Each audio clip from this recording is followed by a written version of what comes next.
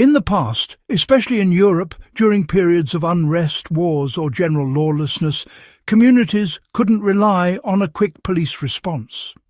The safety of a village, town or neighbourhood often depended on its own residents.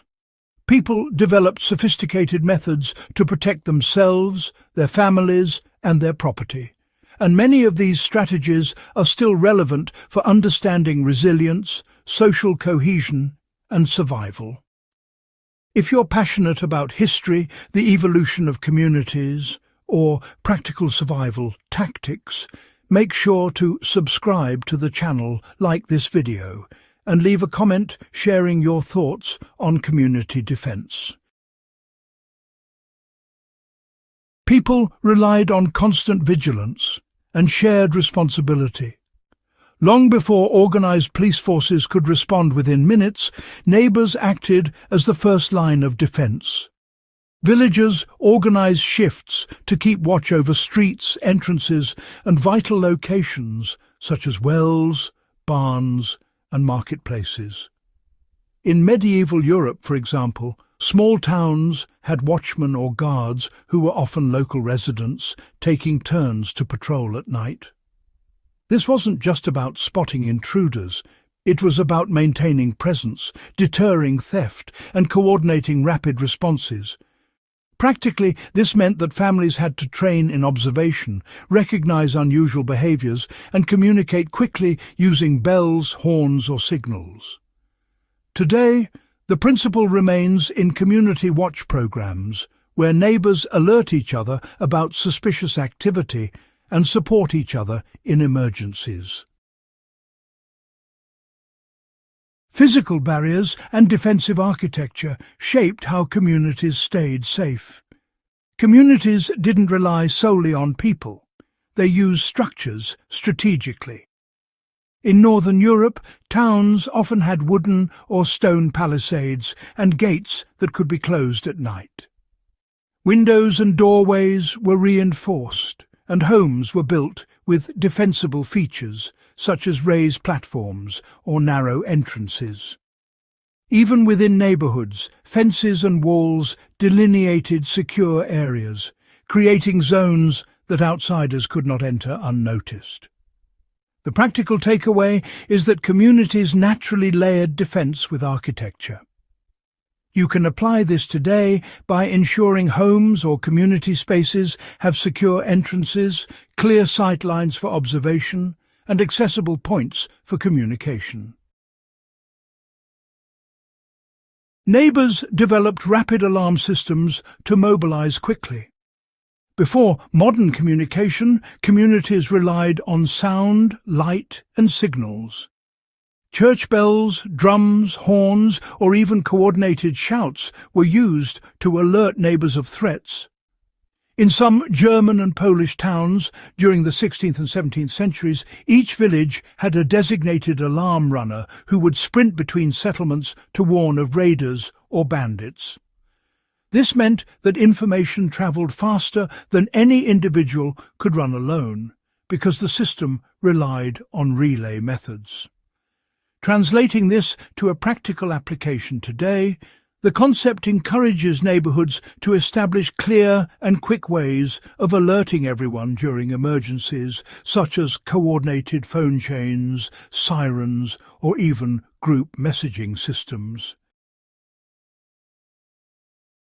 Collective defence was organised through skill sharing and local militias.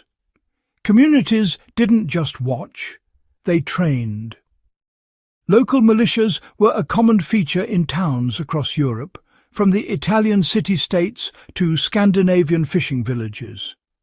Every able-bodied adult was expected to know basic defence techniques, ranging from the use of swords, crossbows, or later muskets, to fortification tactics.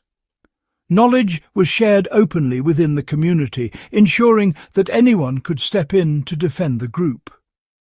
Practically, this meant that families taught children survival and self-defense skills, coordinated drills, and established clear leadership structures. Today, survivalist groups and reenactment communities often replicate this principle, showing how skills passed down and practiced regularly create resilient communities. Neighbours coordinated resources to survive during extended threats. When attacks or raids happened, protection went beyond defending property. Villagers pooled resources such as food, water and tools to withstand sieges or prolonged danger. Grain stores, wells and armouries were often maintained collectively. In Scandinavian towns during the Viking Age, for example, families would share fortified communal halls to protect themselves when raiders struck. The lesson for modern times is clear. Resource sharing and pre-arranged plans for emergencies strengthen a community's ability to withstand crises. Neighbours knowing who has extra supplies, medical skills or transportation options makes a tangible difference in safety and resilience. Trust and social accountability were essential for security.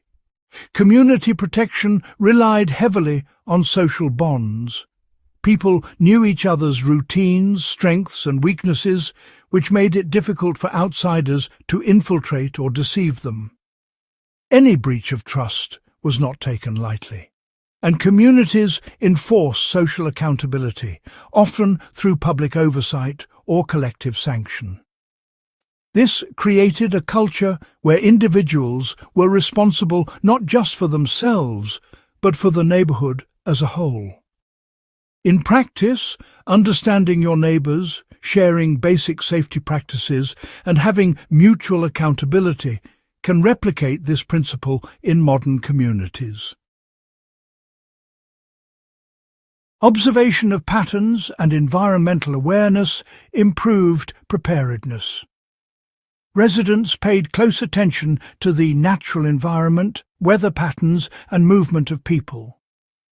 Recognizing the difference between normal traffic and suspicious behavior allowed neighborhoods to react effectively before a threat escalated. In rural Europe, for instance, farmers would notice unusual tracks, smoke, or sound from a distance, signaling potential raids.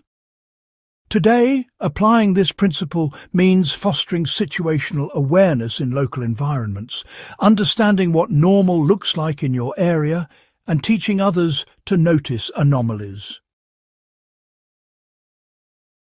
Neighborhoods historically survived because they acted as a single organism, sharing responsibility, skills, and information. Each resident had a role, whether in observation, communication, or direct defense. Many of these strategies remain relevant today, from neighborhood watch programs to emergency preparedness plans.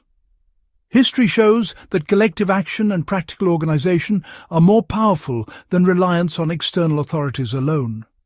If you found this guide useful, make sure to subscribe to Warpaths of Europe, like the video, and leave a comment sharing your thoughts on historical community defense.